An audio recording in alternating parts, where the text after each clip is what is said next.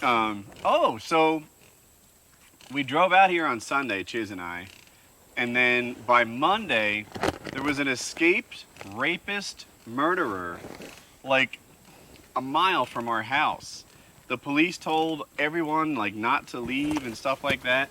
My wife, she runs in the morning around across some of our driveways, and like she makes us loop. And she and Hope didn't want to go outside because the police were telling people to stay indoors. He raped a 15-year-old girl, murdered a guy, and attempted to murder another guy, all in like a night. And she was real scared. I thought she'd be a little better with a gun on her hip, you know, because we're Americans. But she seemed to be like, I'll leave it in the safe and just grab it if I need it. Like, I don't know. Yeah.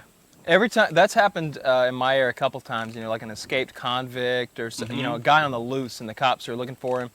And one time it was really close to our area. Like the police, yeah, like the police came to our house and they were like, "Have you seen this guy? Have you seen anything suspicious? Like he's in this area on foot in the woods." You know, his car. He was driving from North Carolina, trying to escape to Georgia. He had murdered his girlfriend and I think maybe her mother and sister because they were present during the whole like meltdown or whatever happened. Mm-hmm.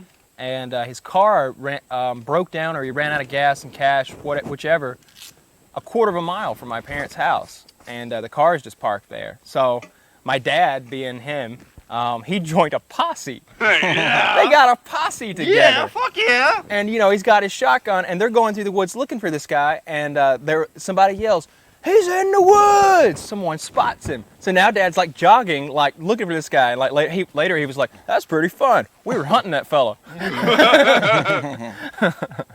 Like the old days in Georgia. Yeah, we hadn't hunted a black man in years.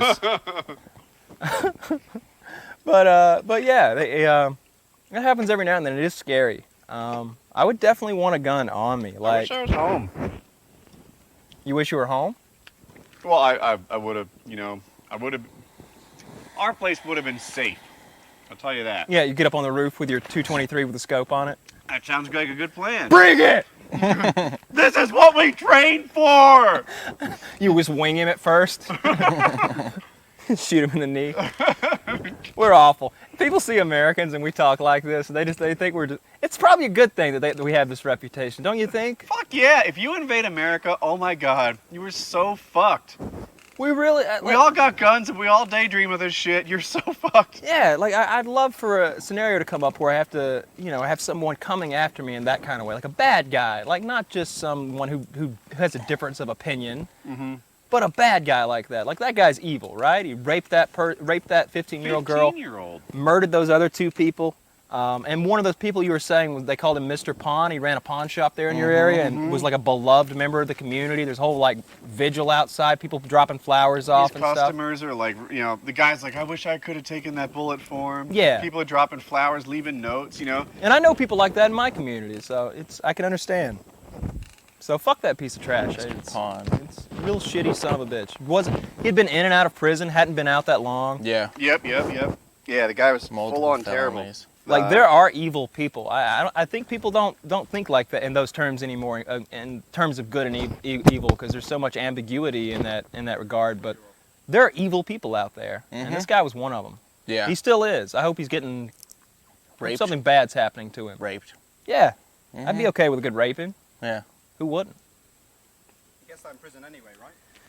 That's what they say. I don't know how prevalent that is. Right? I feel like there's guys in there who are like wanting to get fucked. I'm sure there are.